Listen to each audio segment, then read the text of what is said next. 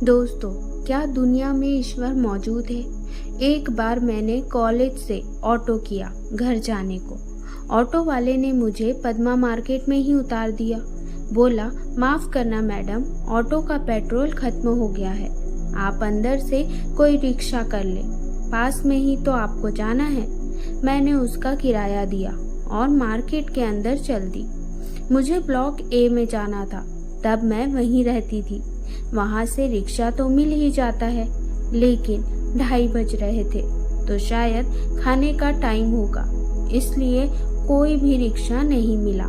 मैंने सोचा पास में ही तो घर है, 10 मिनट में पैदल ही पहुँच जाऊंगी, तो मैं चल दी पैदल। मार्केट के बीचों बीच से ही निकलने की सोची। उस वक्त लगभग सारी दुकानें बंद थी, जैसा कि दोपहर में होता है। मैंने मोड़ पार किया तो देखा समोसा वाली दुकान खुली हुई है और इस वक्त वहाँ लंच कर रहे बहुत सारे आसपास के फेरी और दुकान वाले हैं। वहाँ एक रिक्शा भी खड़ा था, जिसकी हालत बहुत खराब थी, पुराना सा दिख रहा था और सीट भी फटी थी। मैं थकी तो नहीं थी ज्यादा, लेकिन पता नहीं किस प्रेरणा से उस रिक्शे पर घर जाने के लिए सवार हो गई। इतने में एक बूढ़ा दुबला लंबा सा व्यक्ति मेरी तरफ आया। वो रिक्शे का मालिक था। आते ही उसने पूछा, कहाँ जाना है? मैंने बताया तो उसने कहा, क्या आप मुझे किराया पहले दे सकते हैं? मैं सुबह से भूखा हूँ। उसकी बात सुनकर मुझे बहुत दुख हुआ।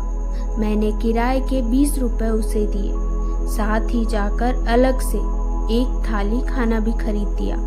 उसने जल्दी जल्दी में सारा खाना खा लिया, फिर रिक्शा से मुझे लेकर चल दिया।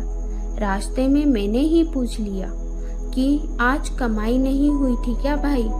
तो उसने कहा, मेरी रिक्शा की हालत देखकर कोई सवारी नहीं मिलती, इसे ठीक करना मेरे बस में नहीं, पैसे की तंगी है और अकेला मैं ही कमाने वाला। आज घर से जल्दी निकला क्योंकि रात से कुछ खाया नहीं था। पत्नी ने बोला था, देखना आज जरूर तुम्हें खाना और किराया मिलेगा, पर दिन भर कोई सवारी नहीं मिली। सब मेरे रिक्शे की हालत देखकर छोड़ देते। समोसे की दुकान के पास मैं ये सोचकर खड़ा था कि शायद किसी को सवारी की जरूरत हो, लेकिन गर्मा गर्म खाने की खुशबू से मन में लालच आ रहा था। सोच रहा था, काश खा पाता प्रभु, और देखो मेरे भगवान ने मेरी सुन ली।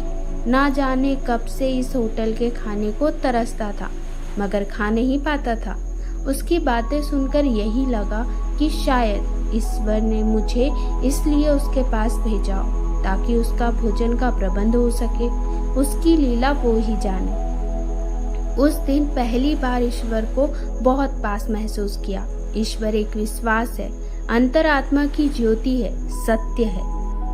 ईश्वर हर एक में है और हर एक की सुनता भी है, बस हम किसी की मदद करके उन्हें महसूस कर सकते हैं। आप भी किसी की मदद करके देखिए, बहुत सुकून मिलता है। कहानी अच्छी लगी हो तो लाइक करना ना भूलें। धन्यवाद।